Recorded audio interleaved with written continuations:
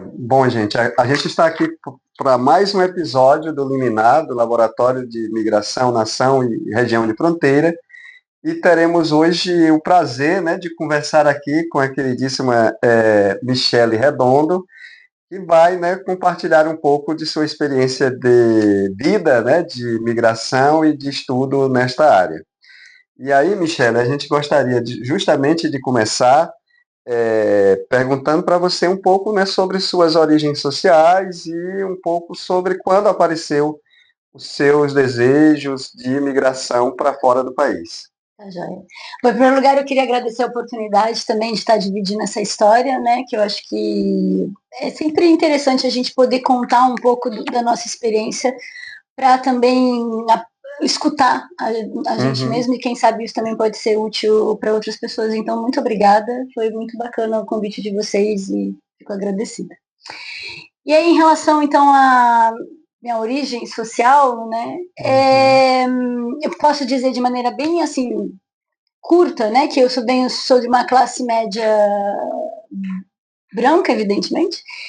E aí, se a gente quiser desenvolver um pouco mais isso, porque quando a gente pensa em classe média, isso Uhum. também é uma coisa Uhum. muito ampliada, né? O que acontece é que, assim, eu venho de uma família, para ligar essa coisa dos estudos, né? Venho de uma família onde minha mãe estudou até a idade de 14, 13 anos, e o meu pai, ele terminou o colegial. Então, assim, na minha família não tem essa, os estudos não são alguma coisa que as pessoas vão Uhum. muito longe nele, né? E eu venho de uma família muito, não a minha família nuclear, ela é pequena, mas meus pais têm muitos irmãos e irmãs, então eu tenho aí 10 tios de um lado e 10 tios de outro Uhum. lado. E eu sou acho que a primeira mulher a entrar numa universidade, também universidade, desculpa, a primeira a entrar numa universidade pública, né, que eu fiz Unicamp. Então, dessa classe média da onde eu vim, é uma classe média que também, assim, os estudos eram muito importantes para o meu pai, mas existia ignorância do que era realmente os estudos. Então, eu venho desse lugar para a gente falar um pouco dos estudos, Uhum. mas as pessoas, eu acho que muitas pessoas que às vezes fazem ciências sociais também dividem isso, as pessoas não entendem o que eu faço, assim, né? Tipo, por que ela está fazendo isso, o que é isso, né? Então tem essa origem aí social que eu fiz uma mudança aí na trajetória familiar. Acho que isso Uhum. pode ser um ponto importante a Ah. se dizer.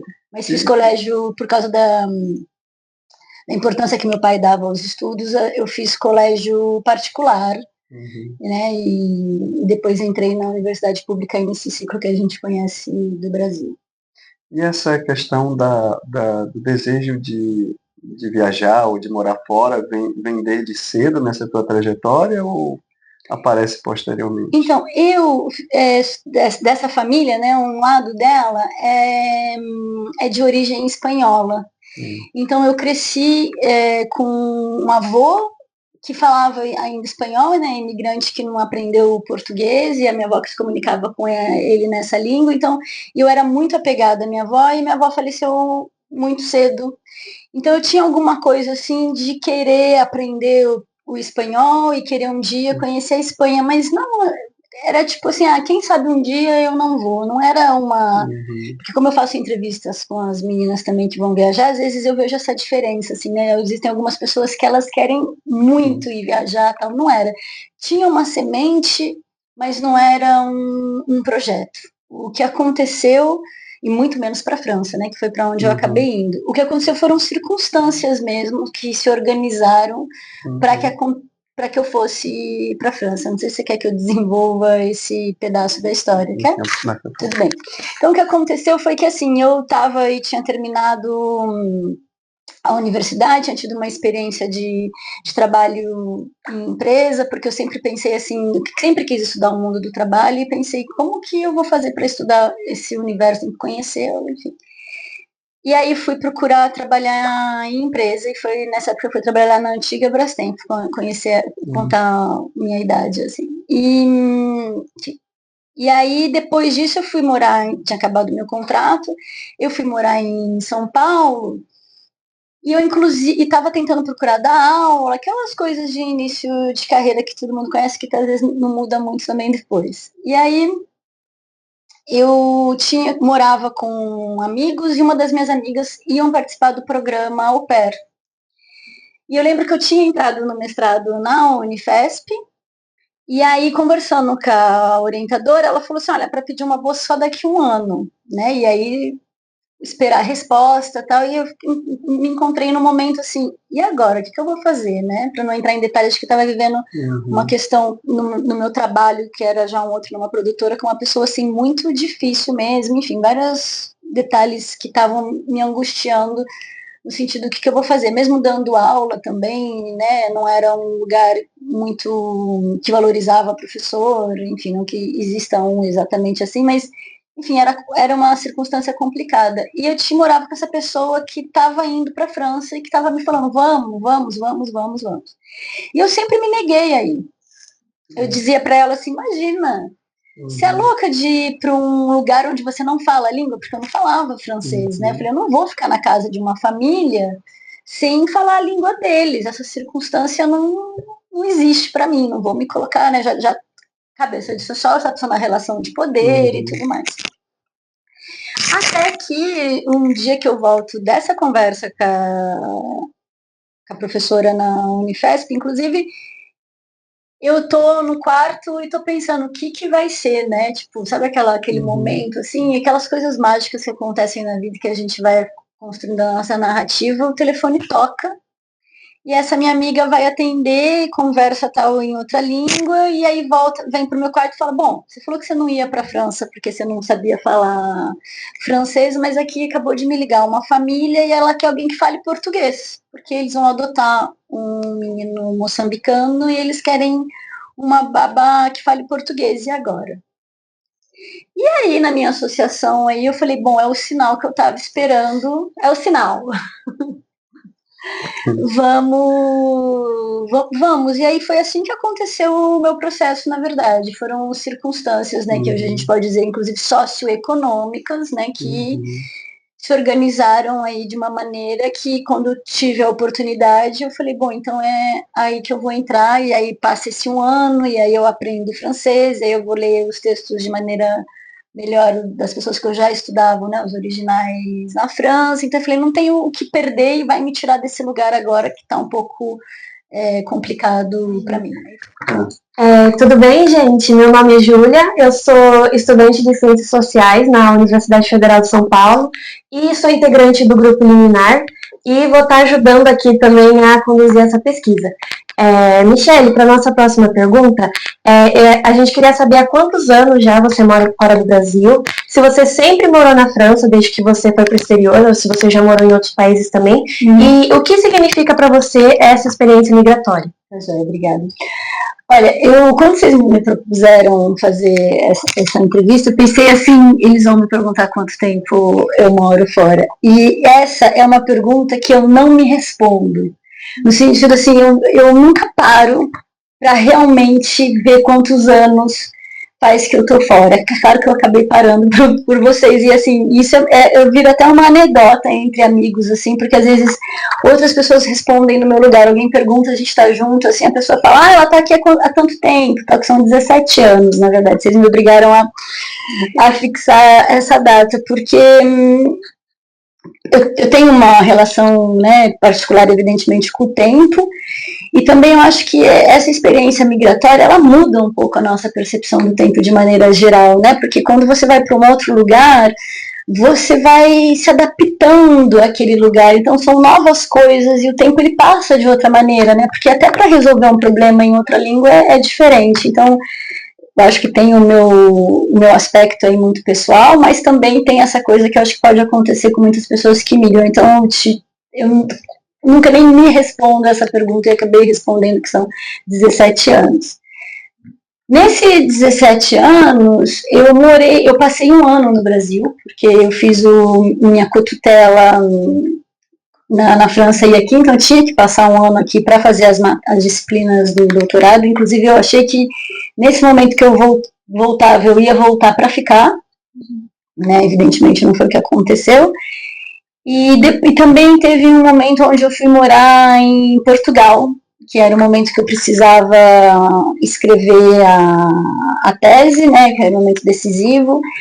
E também, de novo, né, circunstâncias da vida, eu entendi que era uma boa coisa para mim estar num outro lugar onde também assim tinha uma questão financeira, né, que era mais barato do que viver em Paris, e como eu teria que parar, vamos dizer, de trabalhar para ficar escrevendo, porque eu estava também nessa coisa de estava muito difícil escrever e porque eu não tinha uma bolsa, né, então as condições materiais aí faziam com que eu tivesse que organizar a vida de outra maneira, e Portugal também foi uma saída nesse sentido. Então eu morei 1 ano na cidade de Coimbra. O que mais mesmo que a gente estava sobre a sua experiência migratória? Então, eu assim, existe, né, uma diferença, eu acho, em relação a perfis, né, de migração. Eu não sou especialista no assunto, eu tenho uma amiga muito querida que eu conheci, inclusive na França, porque ela está fazendo o doutorado dela, a Gisele Almeida, professora da UF, que deixa isso bem claro para a gente, né, como que é o grupo de brasileiros, né, ela fez o livro que chama O Revoar Brasil, e aí ela vai falar como que é os grupos de brasileiros que vão para a França, né, porque tem essa hierarquia. E eu fui enquanto o que a gente chama de jeune fille au pair, em francês, que é au pair, né, em português. Então é como se, na minha experiência ali, eu tivesse no meio do caminho entre os trabalhadores que vão numa evidência de uma demanda de mão de obra e os estudantes, que são pessoas que vão com bolsa ou que de repente vêm de uma família que já tem uma tradição, né, de estudar fora e já conhece gente lá. Então, assim, a minha experiência é essa, colocando nesses 2 níveis, nesses 3 níveis, né, a minha é essa intermediária aí, enquanto au pair, que não é por um acaso que tem esse nome, né, que é para não ser chamada nem de estudante, nem de trabalhador. Então, se encaixa perfeitamente aí nessa minha forma de experiência. E aí teve todas as coisas que envolvem adaptação para todo mundo, mas na particularidade dessa condição, que é morar na casa de uma outra pessoa que você não conhece, enquanto você cuida da criança ou das crianças dessa pessoa. E aí, enfim, se vocês querem... Isso, aí pode ir para outra. A nossa próxima pergunta era pedir para você contar com mais detalhes como se deu, né, a migração por meio do programa de au pair, que acho que você já entrou um pouco na primeira pergunta, e explicar para a gente o que significa esse programa, como foi para você, a experiência e tal. Tá, olha, o que aconteceu, né, foi que eu fiz da minha experiência a minha pesquisa, porque uma vez que eu estava lá, eu acho que enquanto socióloga mesmo, e depois assim, né, hoje em dia eu consigo também contar que enquanto pesquisadora, acho que eu tenho um espírito curioso para entender as coisas e por quê, né, dos processos e tal.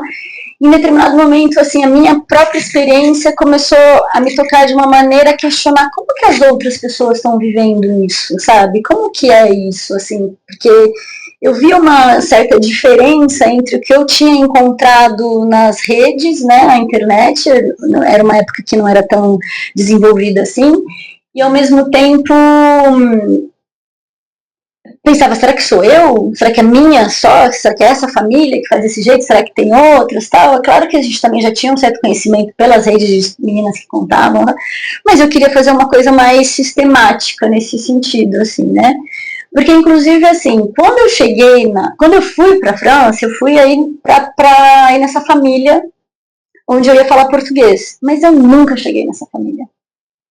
Porque o que aconteceu foi que dentro do processo, eles falaram assim, depois que eu já tinha pedido o visto, depois que tudo eu ia, então, acho que era um mês de julho ou agosto, alguma coisa assim.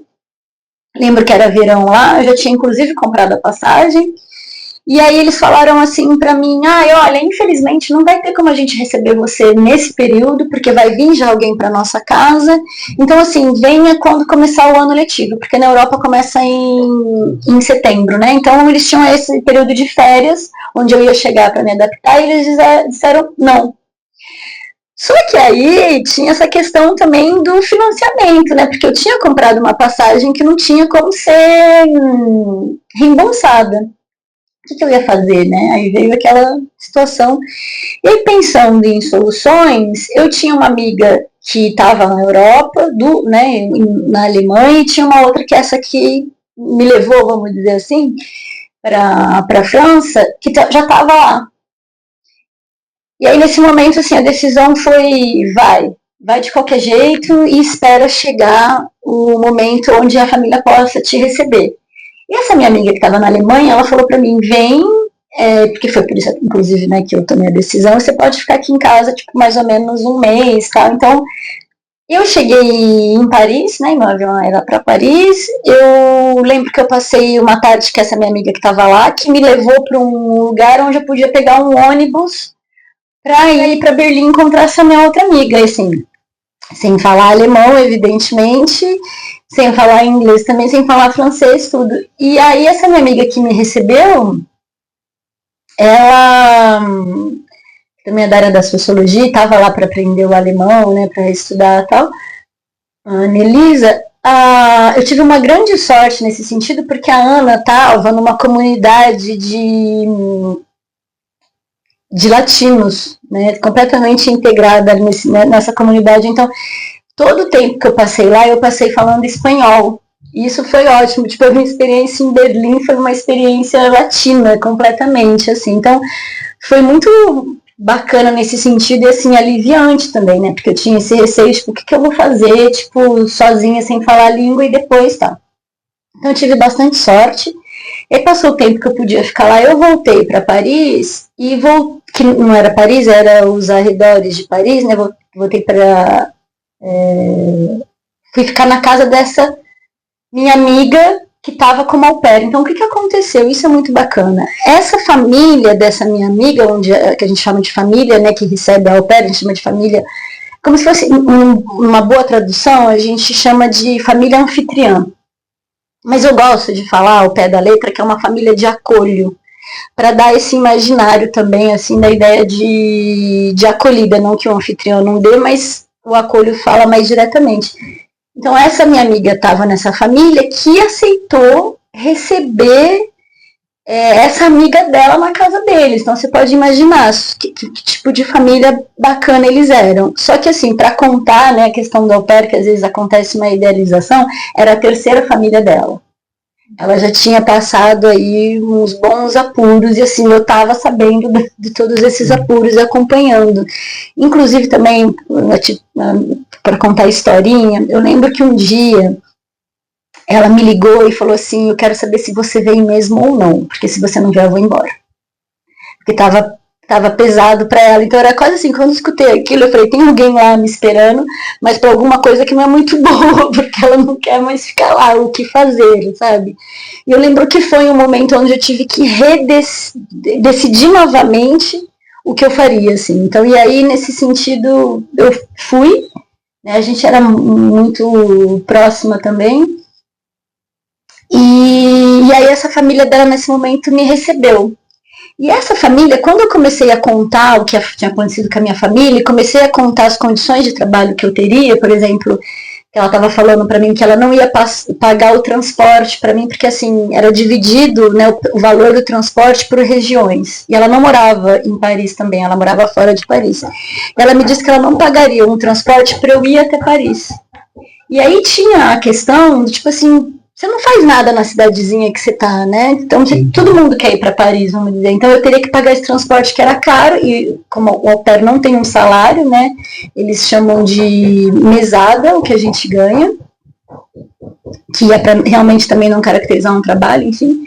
E aí, essa família começou a falar, essa família que você vai não é uma família boa, porque você tem que alguém que tem que pagar isso para você, que vai, ou no mínimo pagar o curso para você de francês, enfim. Então eles começaram a me abrir os olhos e a dizer assim, não vai para essa família, porque você vai passar o que a sua amiga passou em outras famílias. Vamos, falou no plural, procurar uma outra família com você. E essa família foi, inclusive, visitar novas famílias comigo. Foram assim, gente, chuchuzinhos, né? E aí, nesse processo que a gente foi em 2 famílias, na verdade. Na segunda família, eu aceitei e fiquei com eles. E aí, a minha experiência nessa família, que foi que eu comecei a pensar sobre a experiência au pair. Assim, né? Porque aí comecei a sentir a questão do trabalho doméstico mesmo no meu corpo, né? Tipo, o que é você se movimentar para responder uma demanda de uma outra pessoa em relação a tarefas domésticas, né? E eu acho que isso é uma diferença que teve da minha experiência para as outras meninas au pairs, não para todas, outras têm como a minha, mas porque, assim, o au pair, ele é um programa que é associado ao cuidado das crianças, né? E quando eu fui fazer a entrevista com essa família, então, assim, essa família não me enganou, não mentiu, não teve nada disso. Eles me deixaram claramente, eles falaram claramente as tarefas domésticas que eu teria que fazer. Eles queriam uma au pair que fosse um braço direito da faxineira, foi assim que eu entendi. Então, como a faxineira ela vinha só algumas horas na semana, porque na França também tem essa coisa, você não passa o dia todo no trabalho, eu teria que ir fazendo pequenas tarefas domésticas para que ela cuidasse do grosso quando ela viesse, e também ir preparando as coisas para que quando ela viesse ela pudesse fazer o serviço dela mais rápido do que eu estou falando. Por exemplo, tirar a roupa de cama para quando ela viesse estar já no lugar para ela colocar para lavar, separar as roupas por cor, tirar as roupas inclusive do quarto deles para levar para a lavanderia. Eles moravam numa casa, eles moravam fora de Paris, em uma casa, tinha 3 andares, na verdade, contando o subsolo. Então, tipo assim, existiam tarefas que não estavam relacionadas, porque a propaganda do programa au pair é: você vai cuidar das crianças, das coisas que envolvem as crianças, e como membro da família ou como alguém que mora com alguém, você vai ter que fazer determinadas coisas, né? Tipo, colocar uma louça na máquina de lavar louça, lá todo mundo, a grande maioria tem máquina de lavar louça, ainda mais quem tem uma au pair, né? Não é todo mundo na França, mas é uma família que tem uma condição de receber uma pessoa na casa. Então, a minha experiência foi particular nesse sentido, em relação a que eu estava tendo atividades evidenciadas nesse sentido, né? Eu era paga mais do que as outras au pairs para fazê-las, então, enfim, era uma família justa, né? Vamos dizer assim. Contudo, eles me fizeram, fora a minha experiência corporal e emocional dentro desse quadro, eles também me fizeram pensar se existiam outras famílias que faziam essas propostas e como então isso se organizava dentro do programa.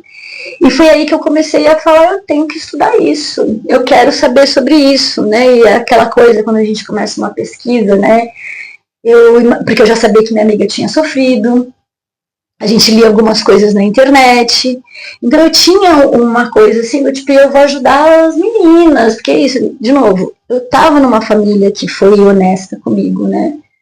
Mas isso também me impedia que algumas coisas acontecessem de maneira desagradável, né? Como teve gritos comigo, porque também essa coisa, a gente não fala francês, e a gente, né, não falava nada. Tinha um estudozinho básico aí, mas assim, né, tinha uma conversação mínima, mas assim, a palavra vem do latim, então tem coisa que você entende, mas assim, você não consegue entender tudo. E é uma historinha. Eu lembro que ela me explicou alguma coisa e fazia gesto e tal, e eu tinha que preparar a janta, e ela me falou que tinha uma carne. Eu entendi a carne e tal, explicou, e aí você quer fazer, né? Porque na ideia foi melhor eu fazer do que não fazer, porque a pessoa chega e não tá feito, né? E eu lembro que eu preparei a carne também, além das outras coisas que ela tinha dito para eu preparar. E aí eu coloquei a carne pronta no micro-ondas, para, né, deixar guardado. E eu lembro que o filho dela chegou, ele foi usar o micro-ondas, ele abriu o micro-ondas, lembro dessa cena como se fosse hoje. E aí ele pegou e mostrou pra mãe, assim, tipo, chamou a mãe e mostrou o micro-ondas, assim. A hora que a mãe abriu o micro-ondas e viu a carne pronta, gente, essa mulher ficou extremamente nervosa comigo, assim, tipo, né, começou a gritar, e eu entendi, tipo, que eu tinha entendido errado, que não era para eu ter preparado a carne. E aí, eu acho que aí essas questões que podem acontecer também, né, eu lembro que ela batia assim, e falava assim, eu preparo a janta dele, quero do marido dela a carne. Então, eu acho que, assim, né, eu acho que aconteceu ali alguma coisa também em relação a isso, do nervosismo, tipo assim, você não vai se ocupar dele, alguma coisa assim. O que pra mim também era estranho, porque eu me ocupava do café da manhã dele, no sentido de que eu tinha todo, eu até fiz um texto a esse respeito, contando essa experiência que pra mim foi muito assim, eu tinha que, eles eram médicos, né, e aí ele falava assim pra mim, eu tenho que fazer tudo o que eu puder pra economizar o meu tempo. E ele falou para mim com todas as letras, assim, nós somos médicos, então a gente trabalha muito e eu preciso realmente ter uma economia do meu tempo. Eu quero, quando eu chegar aqui embaixo, que meu café esteja pronto só para eu bebê-lo. Eu não quero preparar o meu café. E aí ele falava para mim, só que eu também não quero tomar um café frio. Então eu gostaria que você, claramente, tá? Não foi, porque tem coisas que são subentendidas. Ele falou, eu gostaria que você prestasse atenção na hora que eu estivesse chegando para você colocar a máquina de café para funcionar, para eu chegar e já pegar meu café e tomar. E eu lembro que eu ficava escutando, estava lá arrumando o café da manhã para a família toda, preparando a mesa, eles eram judeus, então tinha uma questão também de separar talher, do que ia comer e tal, né? A refeição ali, para não misturar as coisas devido à religião. E então, enquanto eu preparava o café, eu estava sempre escutando as descidas na escada. E aí, quando eu escutava ele descendo, apertava o botãozinho de café para ter essa sincronia dele chegar e poder, né, pegar o café. E a mulher dele, quando ele me pediu isso, ele pediu claramente tudo, ela ainda brincou, falou, só ele que é incapaz de apertar um botão de uma máquina. Então, assim, também não esperava aquilo, sabe? Porque eu estava me ocupando do café, mas para ela alguma coisa aconteceu naquela janta que meu francês também não permitiu a compreensão total. Eu nunca perguntei para ela depois de muito tempo, né, o que aconteceu. Então, para dizer assim, também não eram só flores. Então, também você imaginava como que as outras meninas passavam por essas coisas, como que era essa experiência. E foi aí que eu comecei a pensar, tenho que estudar isso, e aí fui procurar entrar no mestrado para desenvolver um trabalho a esse respeito. Michele, muito interessante toda essa sua narrativa, né? Muito sensível, né, dessa sua experiência. E queria te perguntar, de certa forma você já falou, né, como apareceu essa questão do trabalho se transformar no seu tema, né, de pesquisa, mas assim, pensando principalmente nessa questão do nosso trabalho aqui, nos podcasts e tudo, que tem esse interesse também para os alunos, e os alunos têm aquela, né, principalmente nas ciências sociais, coisa que você aprendeu desde cedo de estranhar o familiar e se familiar com o estranho, né? Então, um pouco nessa questão assim metodológica, como é que foi transformar essa experiência tão próxima e, de certa forma, em alguns momentos tão dolorida, no afastamento possível para uma investigação sociológica? Eu tinha uma grande preocupação com isso, exatamente por essa noção desse afastamento que eu entendia que era importante para o desenvolvimento de uma pesquisa. Hoje eu vejo de uma outra maneira, mas vamos por partes. Então, o que aconteceu? Eu tinha essa preocupação, o que eu vou fazer que é meu e que é deles, né, delas, né, das outras meninas. E aí foi a reflexividade realmente, assim, tipo, eu sei que tem uma questão aí com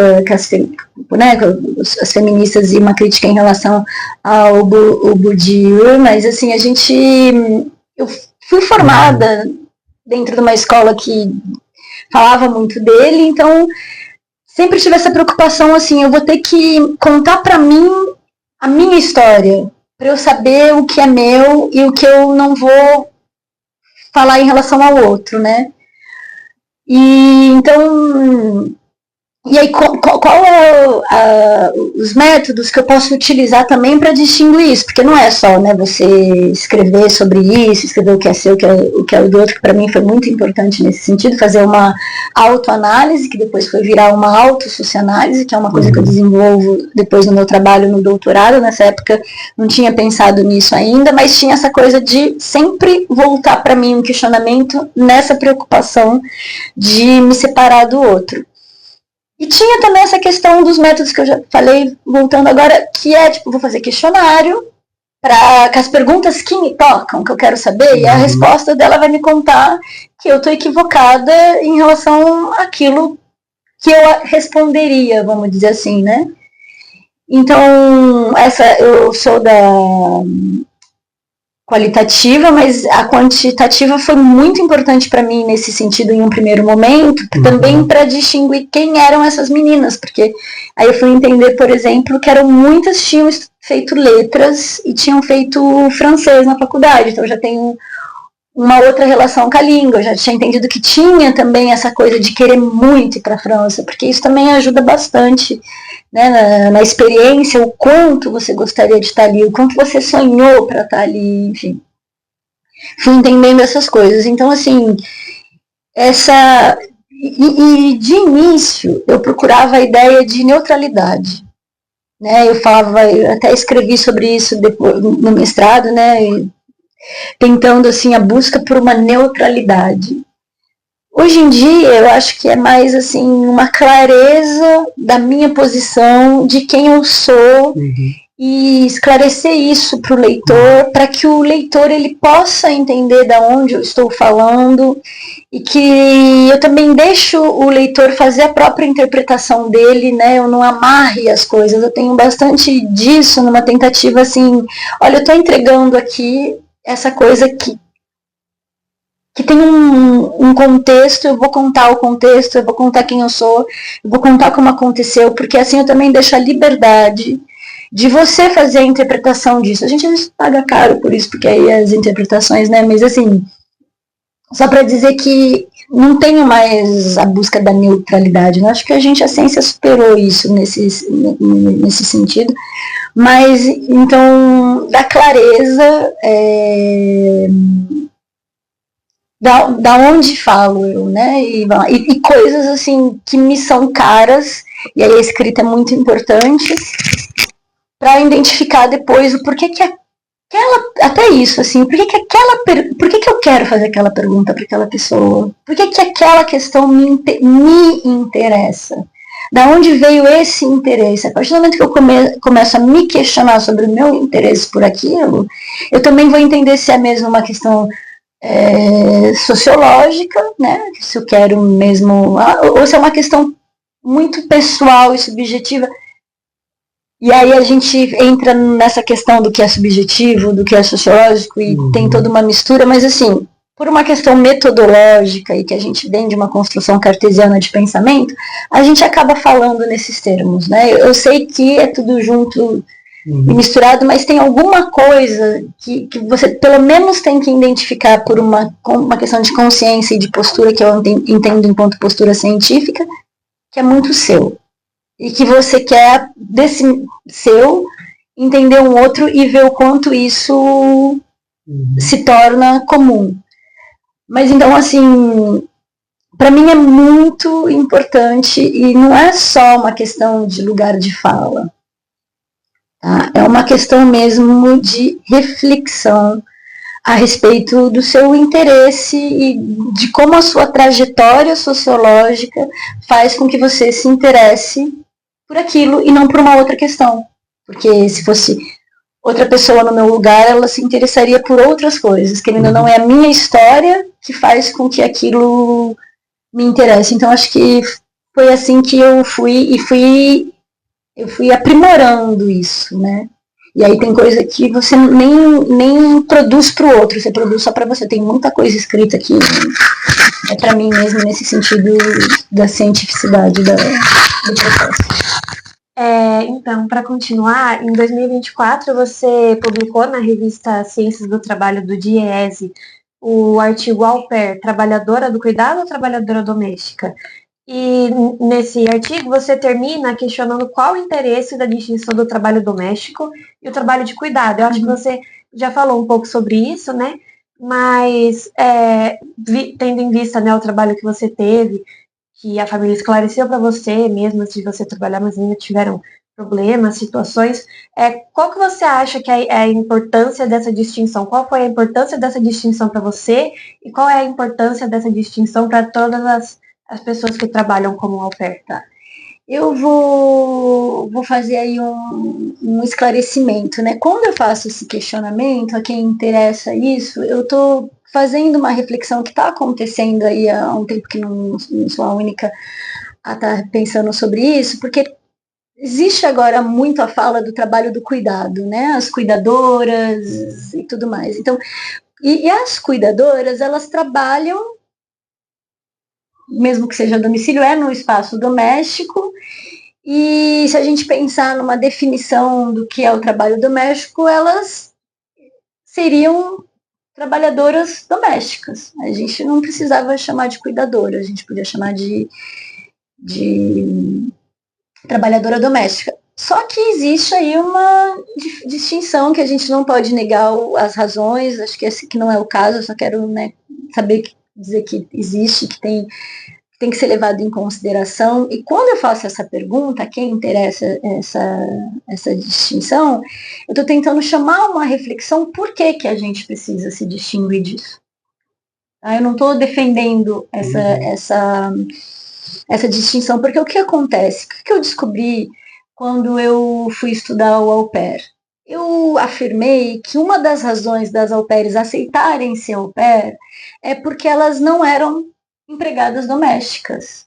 Então elas não estavam indo migrar para exercer um trabalho doméstico, elas estavam indo migrar de forma econômica, para aprimorar uma língua, para conhecer outra cultura. Em contrapartida, elas realizariam um trabalho doméstico, que não é assim, inclusive, que se formula. Elas realizariam o cuidado, elas cuidariam das crianças. Então, no meu ponto de vista, existia uma maneira de diferenciar essas garotas de uma trabalhadora doméstica. Então, quando eu pergunto a quem interessa essa diferenciação, eu estou começando lá do início de tudo, no sentido das minhas pesquisas, dessa reflexão: por que a gente não quer ser uma trabalhadora doméstica?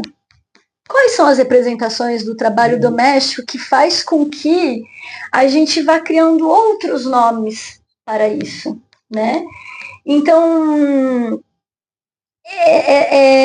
e agora, tendo contato com as cuidadoras e vendo que as cuidadoras também dizem: nós não somos empregadas domésticas, nós somos cuidadoras, nós fazemos alguma coisa além das cuidadoras. Tá? Então, assim, claro que existe uma diferenciação, às vezes, né, da expectativa da família em relação à pessoa, claro que existe uma formação, né, que faz com que elas sejam nomeadas de uma outra maneira, porque elas recebem uma formação mesmo, né, um saber em relação àquilo legitimado, né, porque a trabalhadora doméstica também tem um saber sobre o que ela faz, né, ela não nasceu sabendo, ela aprendeu aquilo, mas não tem o diploma, vamos dizer assim, né. Então, o que me interessa nessa pergunta é uma reflexão, assim, para a sociedade de maneira geral, inclusive para as pessoas que estão produzindo a sociologia, estão fazendo estudos, por que às vezes a gente defende isso? E o que nós, essa diferenciação, e o que nós estamos incentivando enquanto reprodução social, defendendo essa diferença? Sabe? De outra maneira, posso perguntar assim: por que a gente não pode ser trabalhadora doméstica? Né? Então também é uma postura um pouco assim de reflexão a respeito, às vezes, do nosso próprio elitismo, racismo, de querer distinguir isso, né? E assim, é uma categoria que tem 100 anos de luta, assim, aqui no Brasil, inclusive, né? As trabalhadoras domésticas. Então, assim, elas estão aí numa trajetória de conquistas de direito que, de repente, é melhor ser cuidadora do que trabalhadora doméstica. Então, assim, e o que isso traz como consequências para essas pessoas, né? Porque a gente fala que o trabalho do cuidado e do cuidar, ele, que é um trabalho doméstico, ele é um trabalho invisível, e às vezes eu tenho a impressão que está construindo uma hierarquia dentro disso, baseado em nomeações que vão deixar aí uma categoria com uma história também invisibilizada. Isso é uma discussão que está acontecendo nesse momento, e quando eu fiz esse texto, foi mesmo uma reflexão assim, vamos... A quem interessa essa distinção? Por que as pessoas querem se distinguir? Eu defendi a minha tese de doutorado dizendo que as pessoas não querem se ver vulneráveis socialmente. Tá? Eu me enquadro aí numa teoria, né? Porque a gente também pensa, quando a gente fala em trabalho do cuidado e do cuidar, a gente pensa que isso é só uma forma, né, de se relacionar com a pessoa, de realizar um trabalho. Mas existe uma perspectiva, uma sociologia do cuidar e do cuidado, que nasceu nos Estados Unidos em 1982, ou enfim, Carol Gilligan, que foi alguém, posso falar disso em mais detalhes, eu não vou falar agora, mas se vocês quiserem eu falo depois, mas que foi alguém que deu um nome a uma outra forma de pensar, e o nome que ela deu foi care, né, em inglês, que é cuidar e cuidado. Então, quando a gente está falando disso, a gente também está falando de preceitos metodológicos, de maneira de enxergar o mundo, a gente não está só substituindo palavras, né? E dentro disso, né, dentro dessa corrente aí, que é a corrente da perspectiva do care, existe a afirmação que uma das dificuldades de reconhecer esse trabalho é a dificuldade de não se reconhecer vulnerável. Então, vulnerável enquanto ser vivo que vai morrer. Então, tipo, eu quero ser autônoma, eu não quero ser dependente de alguém, tô falando de maneira bem simples assim, tá? Então, eu não reconheço o trabalho daqueles que poderiam fazer alguma coisa nesse sentido de me ajudar, porque tem a coisa do cuidado e da cura. Enfim, gente, outro pode fazer uma coisa sobre isso só.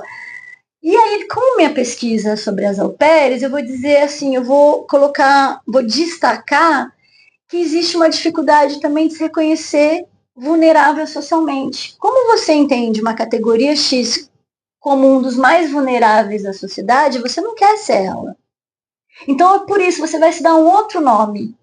Né? Você vai fazer uma outra coisa, você não vai olhar para aquilo daquele jeito. Talvez até porque eu estava escutando uma pessoa defender determinadas coisas e estava vendo uma dificuldade dela falar, de aceitar que, tipo assim, as cuidadoras, e ela não é uma cuidadora, tá? As cuidadoras serem uma trabalhadora doméstica, e uma hora eu questionei assim, eu falei, por que ela não pode ser? Por que você está evitando colocá-la nessa categoria? Como é que você entende essa categoria para ter essa palavra, olha, tá tão... para ter o cuidado de não colocar ela nessa categoria? Então, é nesse sentido que eu estou colocando isso. Sabe, é uma pergunta ampla. Eu tenho a minha resposta, né, no sentido curto da resposta, porque a gente tem uma dificuldade de se identificar com e como os vulneráveis socialmente. De maneira besta e superficial na sociedade, a gente pode ver as nossas vontades de, né, que a gente chama de ostentar, né, de mostrar uma outra coisa. Talvez nesse sentido possa ser um dos exemplos onde a gente tem essa dificuldade. Eu sei que a partir da pesquisa das au pairs eu consegui identificar uma determinada dificuldade de se reconhecer enquanto trabalhadora doméstica. Eu coloquei a trabalhadora doméstica enquanto pessoas vulneráveis socialmente, eu coloquei elas, né? Não, essa categoria existe, então é isso que acontece. Então nós temos essa dificuldade dentro da terminologia dessa perspectiva com a qual eu trabalho, que é a do care. Eu falei, dificuldade de se conhecer enquanto vulnerável socialmente. E acrescentei nesse sentido, dentro de muitas dificuldades que a gente tem de reconhecer esse trabalho, eu destrinchei essas dificuldades através de levantamento bibliográfico. Acrescentei uma das dificuldades, essa dificuldade de se reconhecer vulnerável socialmente. Então, só para fechar aí, quando eu faço essa pergunta, eu estou convidando as pessoas a perguntar mesmo, a se perguntarem por quê, a quem interessa e por que interessa essa diferenciação. Gente, eu queria só assim, perguntar ainda dentro dessa questão, Michele, um pouco como você vê, porque me parecem muitas coisas, né? Você está destacando essa questão aí de não se sentir vulnerável, mas tem todos os outros critérios, né, para retomar aí a questão mesmo do Bourdieu, das distinções de classe, dos status e tudo que está por detrás disso. Mas parece que tem também uma questão de uma certa, não vamos dizer que o passado determine tudo, mas um certo peso do passado colonial, escravocrata brasileiro, diante dessa questão. E aí, como você está com essa experiência na França, eu queria muito perceber, e a posição, né? Ou seja, você tem essa posição do trabalho doméstico numa sociedade que teve o passado que o Brasil teve. E tem essa questão do au pair na França, e também os trabalhos domésticos, numa sociedade que teve essa posição imperial, né? Ou seja, ao longo da história, né? Então, assim, ou seja, você vê diferença nesta questão dessa questão do trabalho doméstico na França, quando você compara com o Brasil? É um pouco essa questão mais comparativa que eu queria que você explorasse um pouquinho mais. Olha só, eu vou nem falar eu vejo diferença, eu vou falar as trabalhadoras que vão para a Europa, elas veem diferença, tá? E isso eu encontrei nas entrevistas mesmo, né? Porque o que acontece, que é um caso muito curioso aí da minha pesquisa, eu fazia pesquisa com brasileiras. E quando eu estava conversando com elas em português, porque essas au pairs, elas das 20, porque eu trabalhei com trajetória de vida, tá? Então das 20 au pairs que eu estava acompanhando, 17 ficaram na França. Dessas 17, todas continuaram cuidando de criança por um período X, que lá na França a babá chama Nunu, tá? Então, quando eu estava conversando com elas em português para entender, né, como é que foi essa trajetória, que eu vou chamar, né, depois na minha tese da trajetória de au pair a Nunu, porque eu chamo a Nunu, eu não chamo a babá, né? Porque conversando com elas, de novo, em português, elas usavam a palavra Nunu, elas não usavam a palavra babá, tá? Então, daí eu já... E assim, você tá falando em português, e aí que você fala? Ah, só Nunu. Ah, Nunu. Você não fala babá. E eu não posso ouvir isso de maneira não questionável, entende? E aí, em entrevistas, aí eu pergunto, né, como é que você diria para alguém pra alguém que tá no Brasil, o que você faz? Você fala, eu sou babá. Só que aqui é diferente da babá no Brasil. Porque aqui a babá não é vista dessa maneira. Porque aqui a babá, não. Porque aqui a babá, tá. Assim, essas pessoas, elas não estão equivocadas dentro da experiência delas. É verdade, e elas não estão nem equivocadas dentro de uma história de como o trabalho doméstico acontece, porque, assim, por exemplo, lá não se tem uma empregada doméstica o dia todo na sua casa.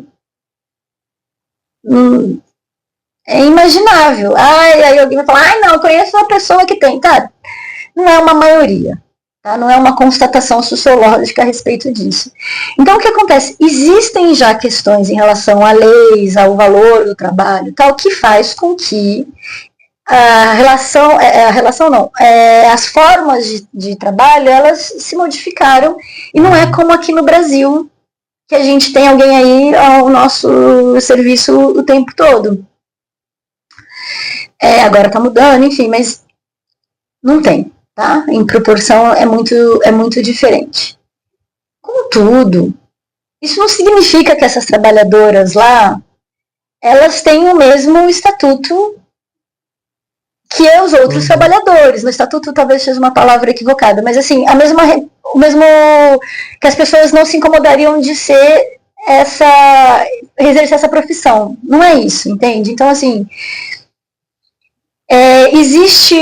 o que eu quero dizer é que existem diferenças, claro, e baseado nessas diferenças, as garotas, elas constroem uma distinção que passa pelo estudo, que passa pela idade, que passa pela origem social delas, quer dizer, eu não seria babá no meu país, então aqui, né, então assim, fazendo um pequeno parênteses, inclusive, algumas garotas com quem hoje em dia eu converso assim, de maneira informal, e que tem a questão da raça e do trabalho doméstico na família, mais evidente, mais presencial, elas, por exemplo, não aceitariam ser au pair, porque elas entendem o que para elas, enquanto indivíduo social, aquilo poderia representar. Mas essas garotas que eu encontrei lá naquela época e tudo mais, elas nunca seriam babá, elas não veem, eu falo que não é o destino social delas. Entende? Então, a partir da representação que elas têm de trabalho doméstico, elas veem uma grande diferença na França. E essa grande diferença não é falsa. Existe. Mas existe ainda uma estrutura ligada ao trabalho doméstico que é feito lá por imigrantes. A partir desse fato, nós já estamos falando muito. Não são as pessoas de lá que realizam esse tipo de trabalho. São imigrantes. Então, alguma coisa acontece em relação a isso.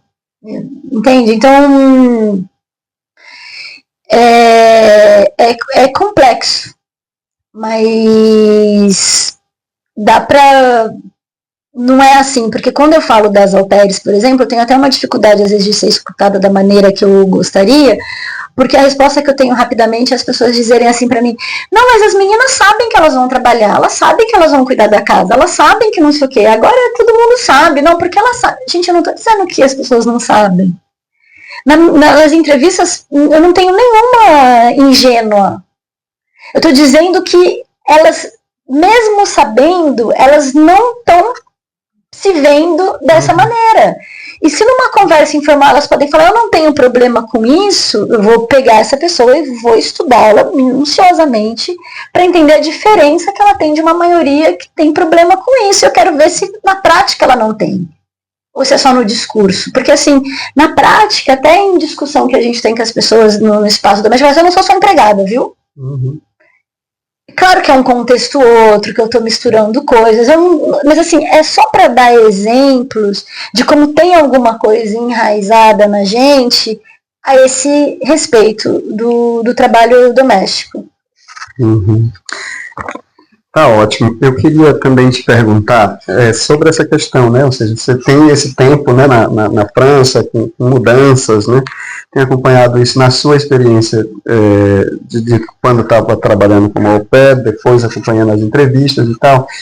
E tem essa ascensão, né, da ultradireita, dos discursos anti-imigração.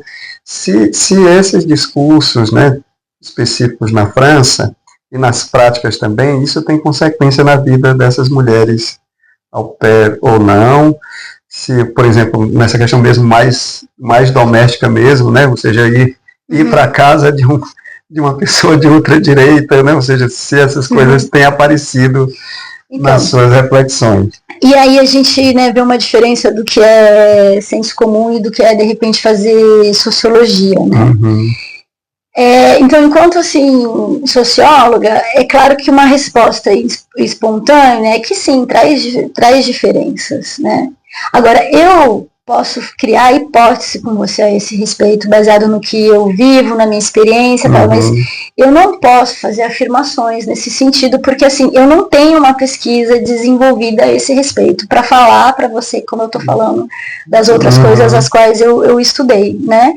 Então, assim, para a gente fazer uma conversa, né, quem sabe pode até ser interessante para as outras pessoas entenderem isso como curiosidade, quem sabe querer desenvolver alguma coisa nesse sentido, Como hipótese, eu posso dizer assim que talvez isso tenha aumentado a procura das au pairs, porque, não sei, porque o que acontece também, gente? Existe migrantes e imigrantes, vamos dizer assim, né? E a França, nós estamos falando desse país em especial, ela tem, como você lembrou a questão do Império, ela tem uma relação colonial com outros países que não é o Brasil. Então é como se o Brasil ele fosse, né, uma coisa. Desculpa. A maneira que eu gosto de dizer é que as brasileiras elas trazem, menos a história no corpo e na língua delas, né? Não é como receber uma africana ou árabe ou alguma coisa nesse sentido ali para quem tá na França. Então, assim, enquanto hipótese, você poderia imaginar assim, um aumento, porque a gente precisa da mão de obra, então a gente vai procurar o pé para procurar outras pessoas de outros países e não aquelas que representam também essa história e esse peso, né? Como se a gente virasse meio, né, café com leite nessa organização, pensando numa necessidade de cuidados que a gente tem, onde a gente vai encontrar essa mão de obra. E aí depois teria que também fazer uma pesquisa para saber se essa hipótese, por exemplo, ela pode ser verdadeira em questão da quantidade de aumento de vistos e tal, e depois saber na prática como que isso acontece quando está na casa de alguém enquanto estrangeira. Porque por mais que você seja uma estrangeira que não represente tudo isso, você é uma estrangeira. Então, assim, eu não tenho conhecimento para fazer afirmações nesse sentido, inclusive porque eu também não tenho conhecimento de como essa direita vive o espaço doméstico dela, né? Porque, assim, uma outra reflexão que pode ser trazida de maneira superficial. Não tem aquela história, mas o meu amigo é gay, mas o meu amigo é negro, não tem, então pode ser assim, não, mas ela é a minha au pair, então não tem isso. Então, assim, a verdade é que a gente tem hipóteses, mas, assim, um conhecimento a respeito, eu não, sociologicamente falando, que modifica as coisas, eu não tenho uma afirmação nesse sentido para falar. Mas, assim, eu queria aproveitar para falar uma coisa, e aí se de repente vocês acharem que é demais, vocês cortam esse pedaço. Mas porque você falou uma coisa aí, e aí eu quero aproveitar para falar sobre isso. Né? Você lembrou a gente, né, do passado do Brasil. E quando eu penso, né, o que aconteceu na história, não essa história que é contada pra gente, porque todo mundo sabe o que aconteceu e que as negras, né, eram, muitas delas eram as mães de leite, enfim.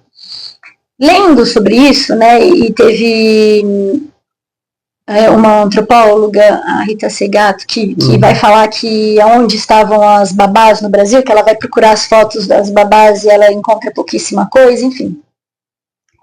Só que encontra-se fotos dessas negras escravas que eram babás, né?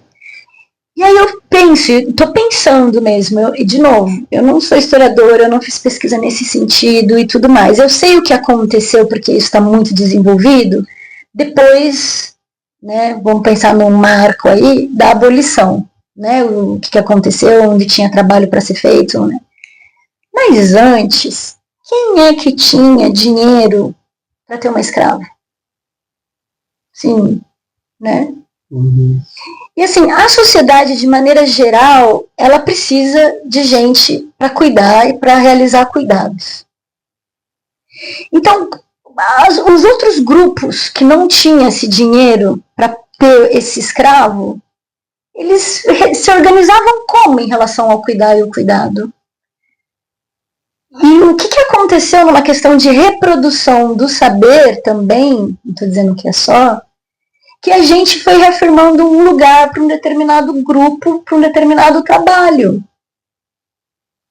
Porque esse grupo, em um determinado lugar, ele respondia a uma determinada classe, até onde eu estou entendendo, né? Mas, de novo, são coisas que eu vou construindo enquanto narrativa para tentar entender algumas coisas. E, assim, eu não construo essa narrativa baseada em nada também. O que aconteceu, e foi uma curiosidade muito grande, que é que eu comecei a desenvolver uma autossocianálise, foi que quando eu tinha 35 anos, ou seja, eu já estava aí na França, já tinha feito au pair, já estava sendo babá, eu descobri que todas as mulheres da minha família maternal tinham passado pelo trabalho doméstico, mas dentro da família.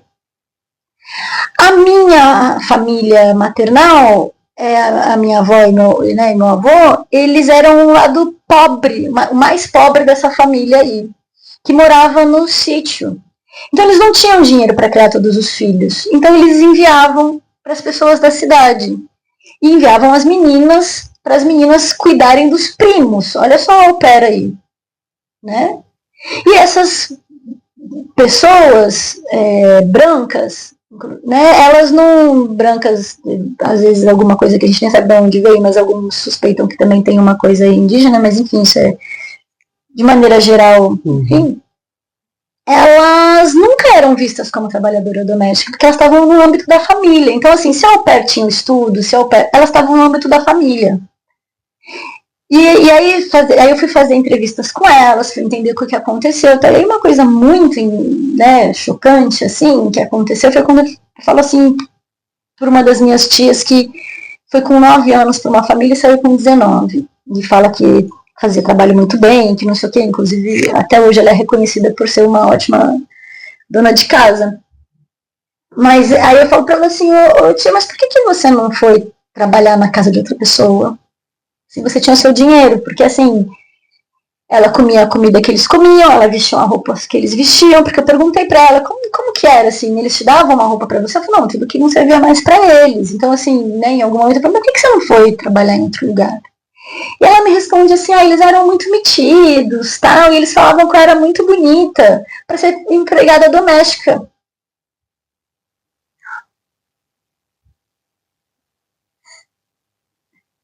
Então, dali da casa, da família, ela sai para casa de um homem para cuidar da casa. Ela nunca vai ser empregada doméstica. Ela é a prima, ela é a mulher, mas ela não é a empregada doméstica. Porque empregada doméstica é um grupo. E é por isso que eu vou chamar a atenção para dizer a quem interessa essa distinção, por que a gente quer se distinguir. E aí o que eu acho mais importante, que né, não é o que eu escrevi, a gente vai ficar reproduzindo isso? É claro que existe um movimento das próprias pessoas que estão fazendo e que merecem reconhecimento, que, né, alguém para cá, não precisa de você, de ninguém para isso. Não, mas nós somos uma sociedade. Esse movimento está acontecendo, elas estão lutando, elas têm a voz delas, mas assim, é a parte que nos cabe deste latifúndio. Qual é a reflexão que a gente vai trazer dessa nossa dificuldade? Enquanto produção também científica, porque... Né, e aí a Segato, ela fala assim, o racismo da antropologia não permitiu que a gente falasse dessas negras que amamentavam as crianças, né? Ela vai para uma coisa psicanalítica nesse sentido. E aí eu me pergunto, e o elitismo? Será que ele permite que a gente também vá vendo outras pessoas como trabalhadoras? E daí, gente, qual que é a ideia? Ver esse trabalho como um outro. E mais...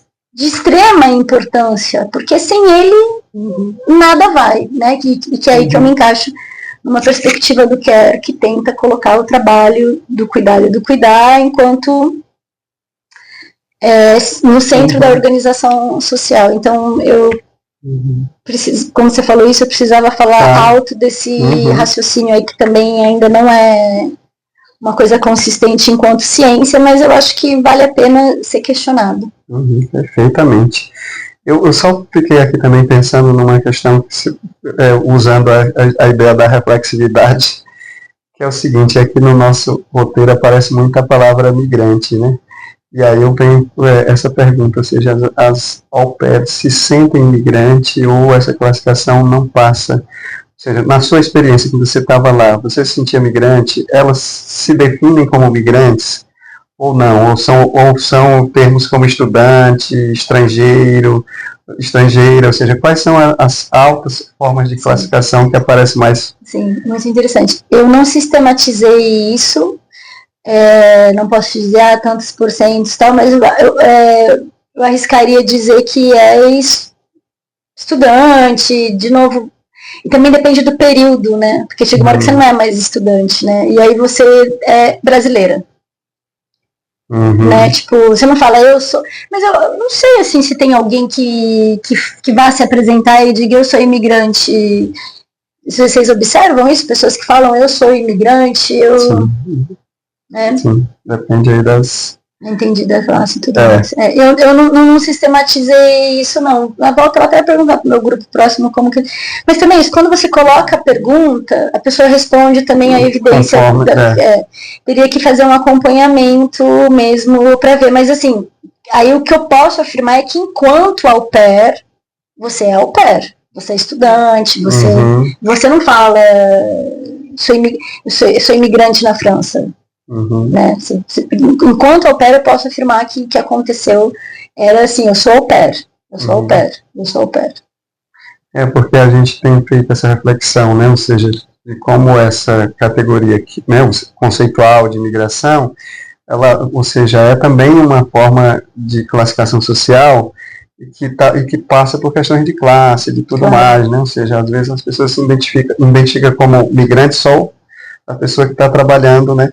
Porque é mais vulnerável socialmente, então você não quer ser o vulnerável então, socialmente da história, também, né? Aí você também nega essa classificação, tá entendendo? Então, mas está ótimo. Então, assim, só para a gente ir concluindo aqui, você participou, né, agora do colóquio, né? Colóquio Internacional do Cuidado,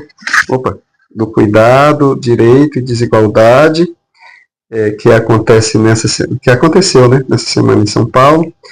E parece que está relacionado, você fala um pouco disso, sobre essa questão do projeto Who Care. Você poderia falar um pouco sobre esse projeto e sua participação no colóquio na semana? Esse projeto é um grande projeto que envolve 6 países, né? O Brasil, a França, Colômbia, Inglaterra e Canadá, esquecendo de algum agora, enfim. E a França, pode ser. E aí é financiado por... Foi uma ANR, tá? E aí dentro disso também tem outras pessoas que vão entrando com outros financiamentos, mas eles conseguiram um projeto da ANR. E aí a ideia é saber como é que foi a experiência dos trabalhadores do cuidado e do cuidar durante a pandemia. Então tinha esse foco, a gente fez esse terceiro colóquio, que na verdade é o último, finalizando aí a trajetória do projeto. A gente tinha realizado 2 outros, um em Paris, outro em Montreal e agora esse aqui em São Paulo. E aí eu, enquanto sou brasileira, mas estou na equipe francesa, ligada a um laboratório de pesquisa lá que chama CRESPA, então eu desenvolvi o trabalho do lado da Helene Irata, então a gente fez as pesquisas, as entrevistas lá, né, com as trabalhadoras que trabalhavam na domicílio e as trabalhadoras que trabalhavam nas instituições também, para conhecer a experiência delas durante a pandemia, como foi isso. E agora, nesse colóquio, a gente apresentou um pouco as diferenças e algumas semelhanças que a gente encontra nos dois países em relação a esses 2 locais de trabalho também, assim, tipo, e aí foi disso que se tratou, com o desafio de que dentro da perspectiva, de novo, do care, vou falar em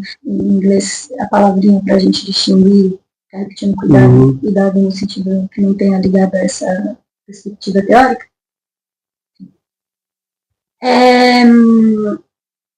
Dentro disso a gente fala que as emoções não são um problema, as emoções e sentimentos não são um problema, que eles devem ser considerados na análise da pesquisa. Então, para a gente é um desafio também, como que a gente considera isso dentro da pesquisa? Então, nesse sentido que a gente tentou trazer, por exemplo, o medo foi um sentimento comum a todo mundo durante a pandemia, certo?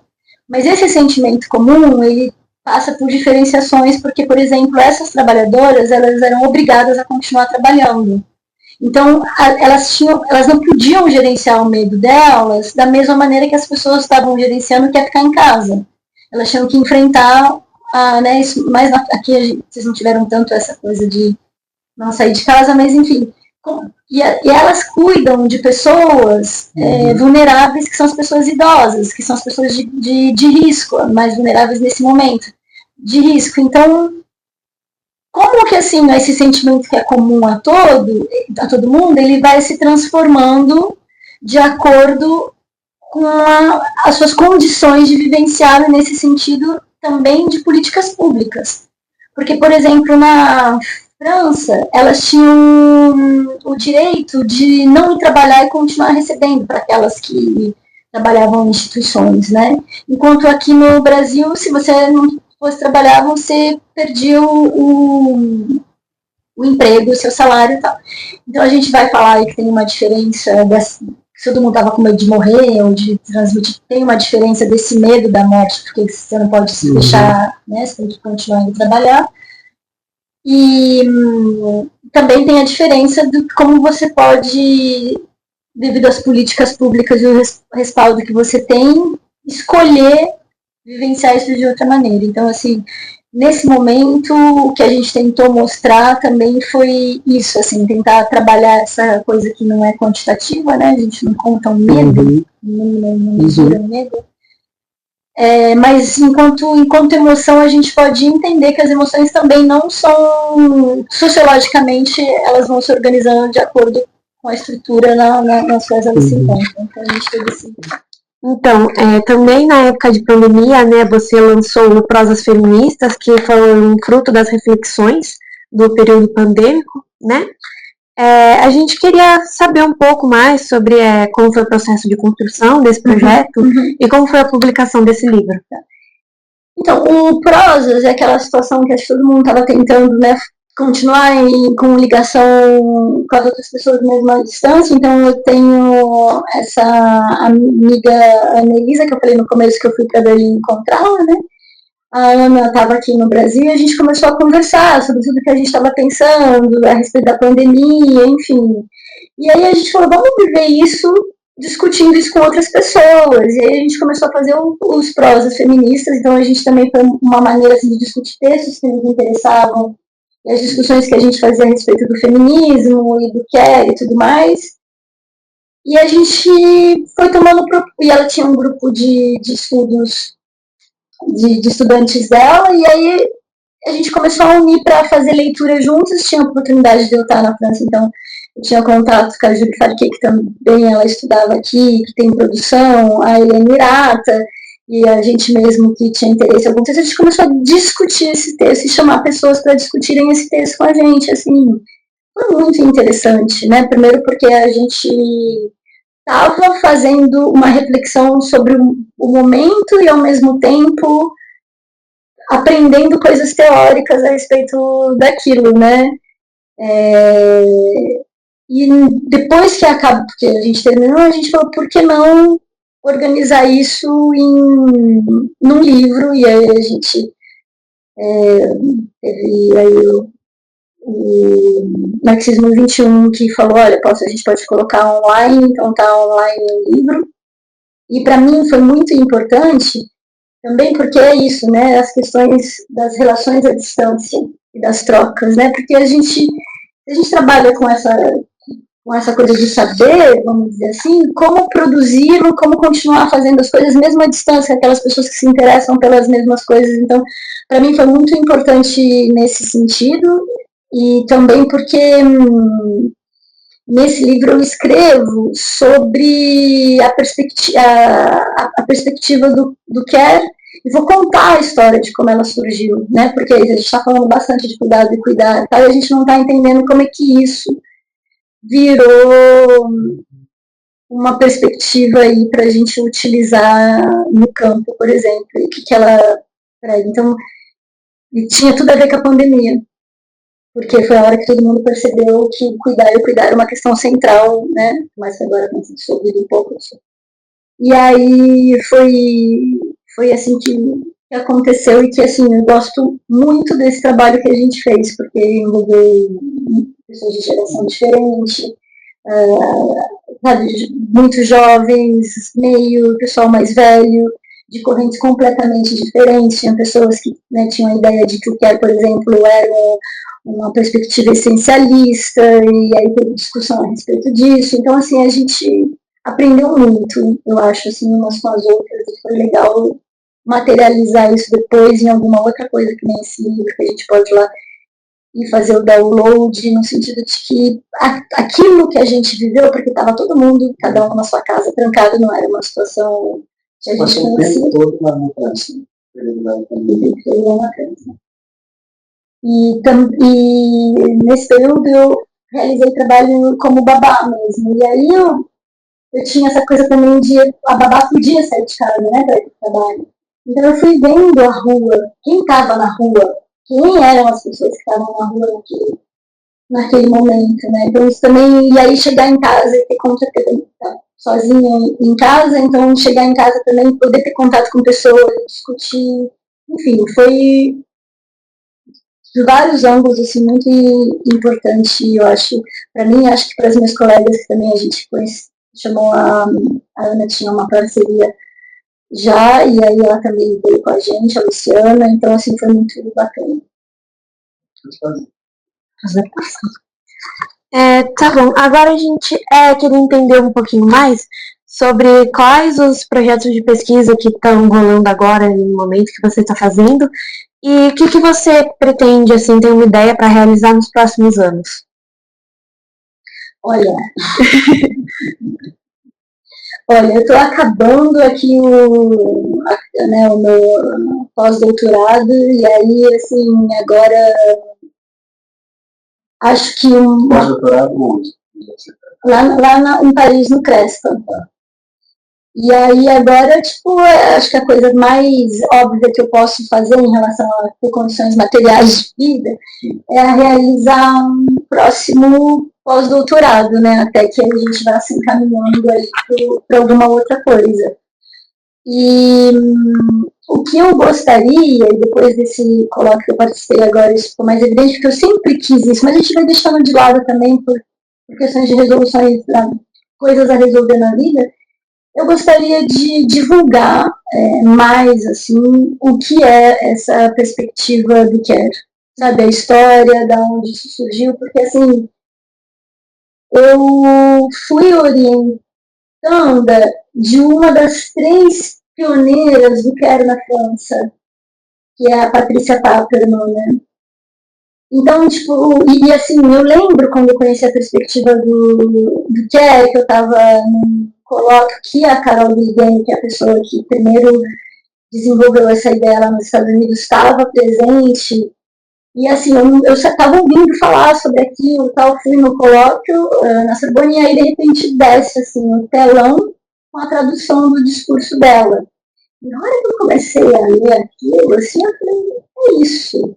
Encontrei, porque a gente admira muitos autores, mas eu nunca tinha sido tocada por alguma coisa, assim, como eu fui por aquilo. E aí, naquele momento, eu falei assim, gostaria de trabalhar com isso e tal. E, assim, hoje em dia eu penso, assim, inclusive, falar mais sobre isso, porque as pessoas estão usando essa palavra de várias maneiras, assim. É muito recente para a sociologia, né? Tem 45, 44 anos. E, então... E a bibliografia, ela é em inglês ou francês, então, assim, como projeto pessoal que eu gostaria de unir e outras coisas, eu acho que eu gostaria de conseguir falar mais sobre isso. Bom, gente, Michele, para terminar, né, para a gente ir para o encerramento, tem uma última pergunta que tem a ver com a volta à sua trajetória, que a gente, de certa forma, né, começou a ler por ela, depois passou por seus temas de pesquisa, mas, de certa forma, você já falou um pouco, mas eu acho que nessas experiências, quando a gente sai de um lugar, vai para outro, em muitos momentos, isso, eu mesmo aqui internamente, entre o Ceará e São Paulo, acontece isso, que é a famosa ideia do retorno, né? Ou seja, como é que o retorno apareceu em sua vida em alguns momentos desse período, e se no momento você pretende realmente ficar na França ou pretende, né, agora no fim do seu pós-doutorado, ou se pretende aí caminhar para outras direções, né? Olha, eu adoraria poder utilizar as coisas que eu aprendi, o capital que eu adquiri no meu país. Então tem sempre essa ideia do retorno do capital invisível, do conhecimento, do aprendizado, da experiência mesmo, né, para o seu país de origem.